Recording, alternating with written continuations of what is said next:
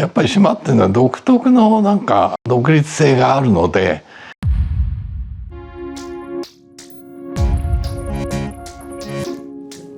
小学校の10歳から12歳ぐらいの子どもを対象にしてまして、何が面白いかっていうと、大人と違ってとんでもないことを考えてたりするんですよね。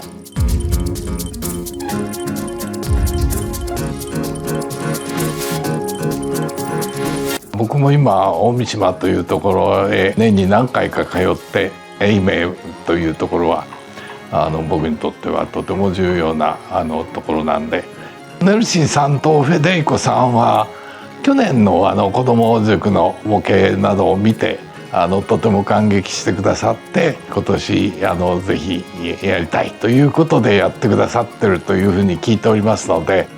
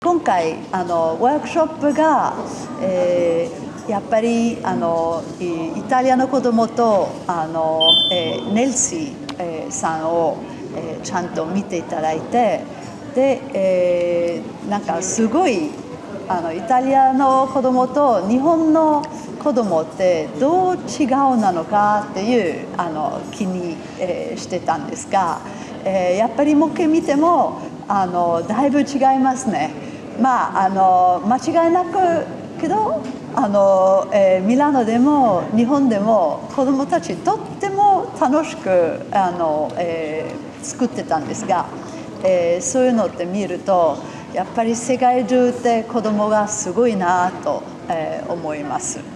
じゃあちょっとネルシーさんとどう思ったのかって、イタリア語で話すかな。Stavo dicendo che guardando i modellini chiaramente c'è una differenza tra come fanno i modellini a Milano, i bambini milanesi e i bambini giapponesi, ma forse è anche un po' la differenza del progetto, com'è che avete cominciato da voi? Guarda, questa differenza l'ho capita subito anch'io, ma l'ho percepita già a Milano. Ho capito, mentre le indicazioni che abbiamo dato ai bambini all'inizio erano di grande libertà, cercare di capire che dovevano inventarsi un luogo abitativo, non una casa, che potevano anche vivere nelle foglie. Come concetto piaceva molto e la loro fantasia ha cominciato a girare, però poi quando hanno dovuto concentrare la loro attenzione sull'idea di casa hanno subito sentito un bisogno di protezione, di muri, tetto, costruzioni molto precise, e questo secondo me è perché sono bambini di città, molto urbanizzati, e questa è secondo me un po' la differenza, e anche il modello educativo. Noi abbiamo lavorato con bambini di 11 anni dentro una scuola media, quindi una middle school, adesso non so qual è il rapporto col Giappone, e la scuola in Italia è una scuola molto sistematica, non lasciano grande spazio alla creatività, quindi noi siamo arrivati, io, Federico Acuto, i ragazzi del Politecnico, cercando di portare un momento anche più di gioco, perché era la bellezza di questo progetto che avete condiviso con noi. Quindi da un lato hanno cercato di fare questo, però ha vinto molto la struttura. Io guardando così non sono tanto sorpresa. Sì, sono bambini che abitano in città. E a dir la verità, anche in Giappone le prime cose che fanno sono quadrate. Hanno gli angoli a 90 gradi, Esatto. hanno le finestre come li vedono nei libri, hanno il camino, che oramai il camino non c'è più. Il letto, la sedia, il tavolo.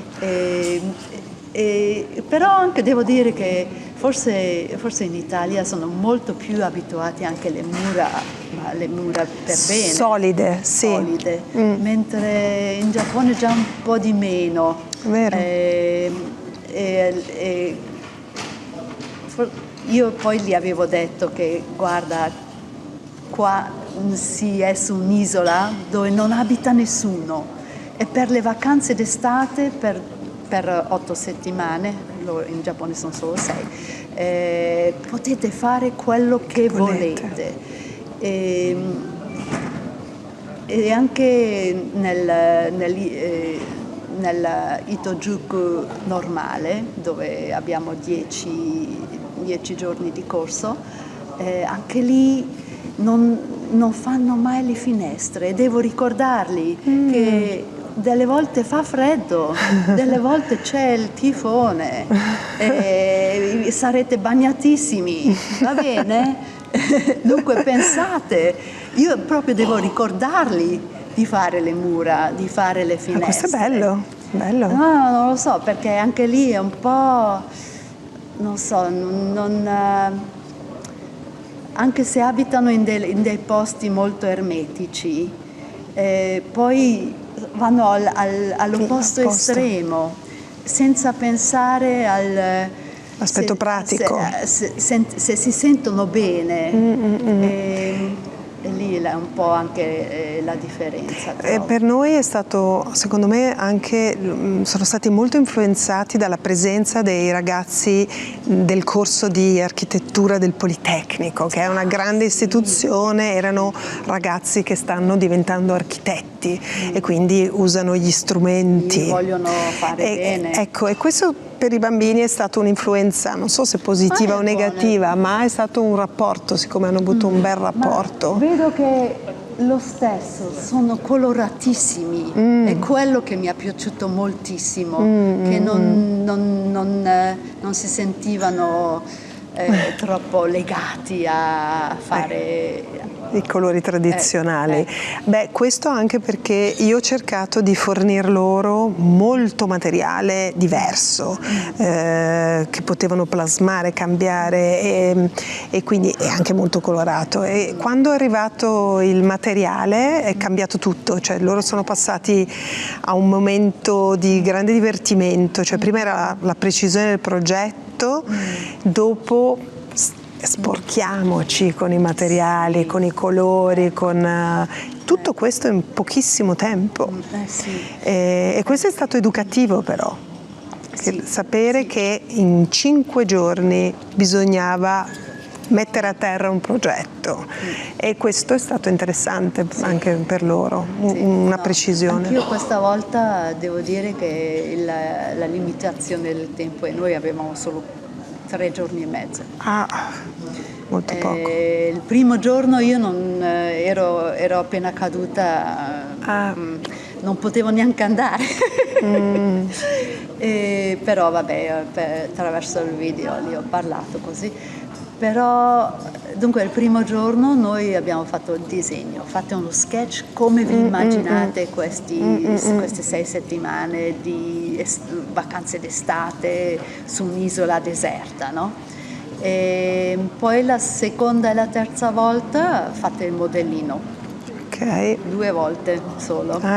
E lì anche i ragazzi, studenti d'architettura Sono stati importanti. perché gli studenti mettono del tempo di solito per finire, e invece li ho ricordata, guarda, no, la prossima volta il modellino deve essere finito, non mettiamo più fuori i materiali per darci l'ultimo tocco così.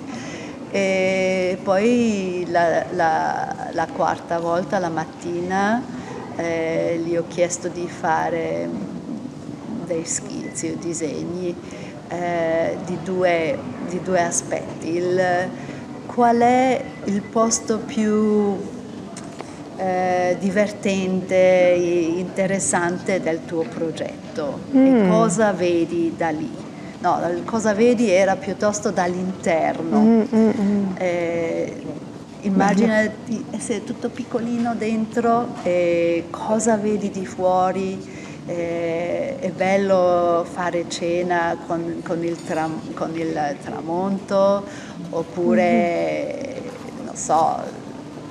Quindi i sentimenti che provi quando sei... Cosa si prova? Invece per noi è stato molto importante la passione, cioè ogni bambino ha pensato infatti è uscito moltissimo il calcio, lo skate, ho visto sul tetto. Cioè vivere nella loro passione, e addirittura una bambina aveva la passione del Giappone, infatti ha scritto anche delle cose in giapponese, cioè lei ha sviluppato la sua passione rispetto al progetto. Bisogna fare. Ecco, quindi nelle case hanno messo la loro passione principale, cosa voglio fare dentro una casa.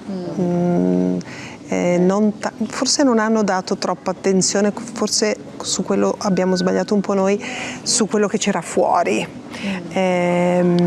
perché facevano un po' fatica a capire dove era collocata questa casa, perché non avevamo il tempo di pensare al contesto. Non c'era l'isola. Esatto, poi alla fine gli abbiamo stampato l'isola, ma solo per posizionare, ma sempre per una questione di tempo, ovviamente. Però siamo stati anche molto aiutati perché i docenti, i maestri dei ragazzini erano tutti di formazione architetti. Ed è per quello che hanno sposato il progetto e hanno dato molte ore del loro tempo, la classe. È bello ogni tanto fare, non so, anche se non c'è tanto tempo, forse era meglio anche non avere tempo. Forse sì, è stato... Perché era molto più intuitivo, molto più... Cioè, con più ci si mette il tempo, con anche più challenging, cioè uno ha bisogno di una missione. Vero, però io sono rimasta molto colpita, proprio avevano un focus impressionante, erano molto concentrati e sono rimasta stupita perché io ho lavorato in altri laboratori di un rapporto tra arte e bambini, non architettura. E un'attenzione così non l'ho mai trovata, non so se era una classe un po' speciale, ma molto impressionante. È come dici tu, la distrazione non aiuta. No, comunque vedo che nel corso normale di Tojuku, dove abbiamo 10 giorni, cioè di un'ora e mezza, non è tanto, un'ora e mezza, però diventa un po' lungo. Cioè, a me piace quando cominciano a fare i modellini, che immaginano di essere dentro, cioè li ricordo sempre facendo le figurine, no? Infatti questa cosa mi ha colpito. Facciamo le foto di loro. Bello. Che così poi possono un po' capire La proporzione. Delle cose e poi possono immaginarsi fare le storie, no? Da bello. qua vedo questo, da qua Sì, c'è del ecco. storytelling proprio. Ecco, storytelling. E poi cominciando, cioè perché il disegno chiaramente è una cosa molto two-dimensional. Sì. Mentre i modellini devi proprio immaginare lo spazio ed è quando cominciano a fare i modellini che diventa interessante, perché poi scopri anche qua, cioè c'è un posto qua dentro tutto angolato piccolino che può essere bello, e poi studiare proprio sul modellino come può essere più interessante. E allora ho proprio pensato che piuttosto di farli pensare troppo e disegnare fare subito e poi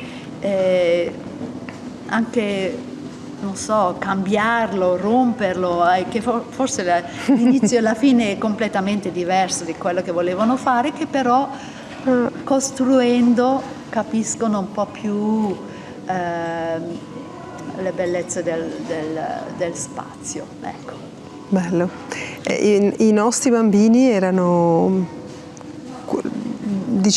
molto attratti dall'idea del poter vivere nella natura. È un bisogno, questo è un bisogno di chi vive in una città. Forse non hanno neanche tanto l'opportunità di andare fuori.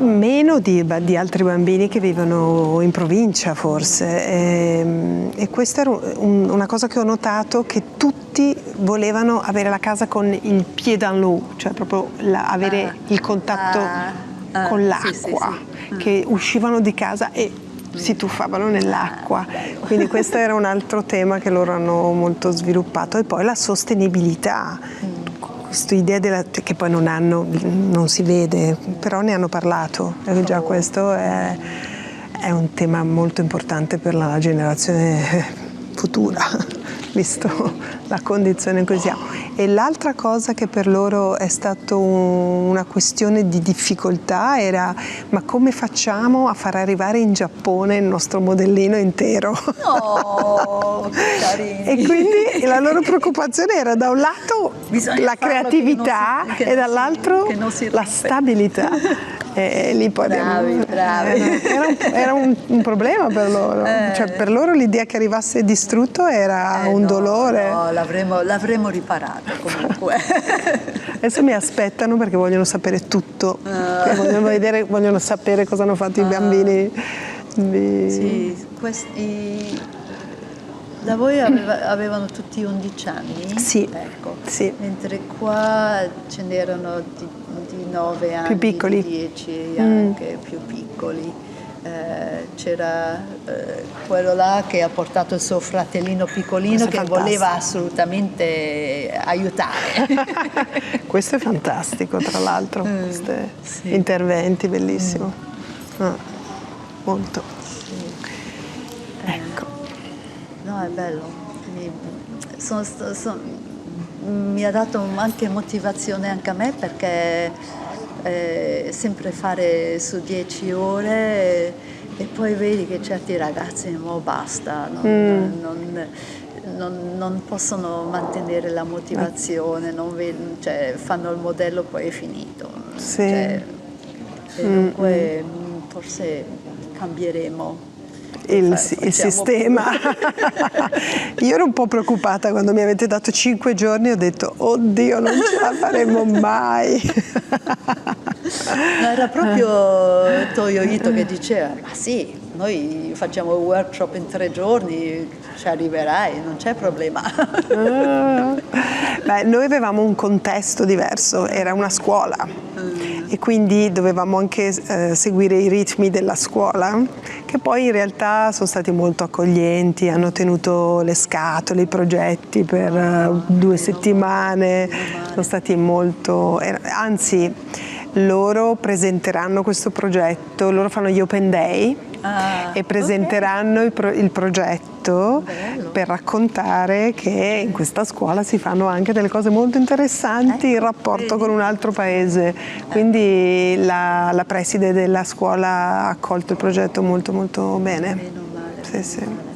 Sì, anche noi l'avevamo fatto nella sala di ginnastica in una vecchia scuola, Sì. che dunque la sala aveva ancora il soffitto in legno arrotondato, bello. così, proprio vecchio, ad 1 ora da Matsuyama, che Matsuyama è già un po' più la città vicina, e dunque tutti i genitori che guidavano i bambini Apposta. per 1 ora apposta in questo villaggio dove si aveva questa sala, perché l'intero è una promozione di Ehime, della prefettura di Ehime, no? E allora Ehime non è solo la città, dicevano, Ehime sono tutti questi bei posticini attorno, e dunque non possiamo fare sto workshop in città se vogliamo promuovere Il territorio. il territorio. E allora tutti in macchina, un'ora andata, un'altra ora ritorno. E però anche lì la scuola durante la settimana deve funzionare e noi non potevamo lasciare Lo lì la spazio, roba. infatti. Allora avevamo un camion dove tutto, tavoli, sedie, modellini, materiale, Caricato tutto. tutte le volte? Sì, tutte le No, incredibile. giapponesi. Veramente. Solo in Giappone. Noi invece avevamo non so come si dice, come se da voi c'è, non so se ti ricordi, il bidello, le figure dei bidelli nelle scuole, sì. che li abbiamo talmente coinvolti che hanno protetto questa classe con le unghie e con i denti, pur di difendere e i bambini, nessuno ha mai toccato niente, anche i bambini delle altre classi, perché questa è una scuola molto grande. C'era una forma di venerazione nei confronti di questo lavoro. Bello. No, ma è bello anche per i bambini che hanno fatto i modellini, che dà speranza che è possibile.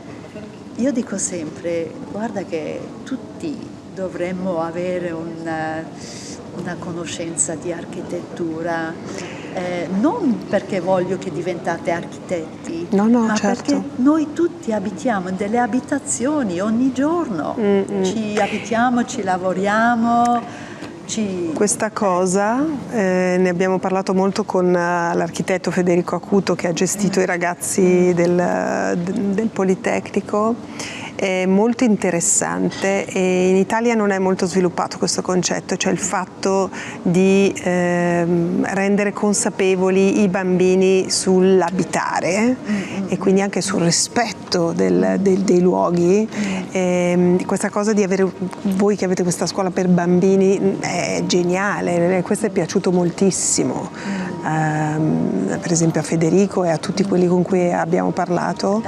Mi ha detto Kawasaki-san che eravate completamente entusiasti. Sì, moltissimo.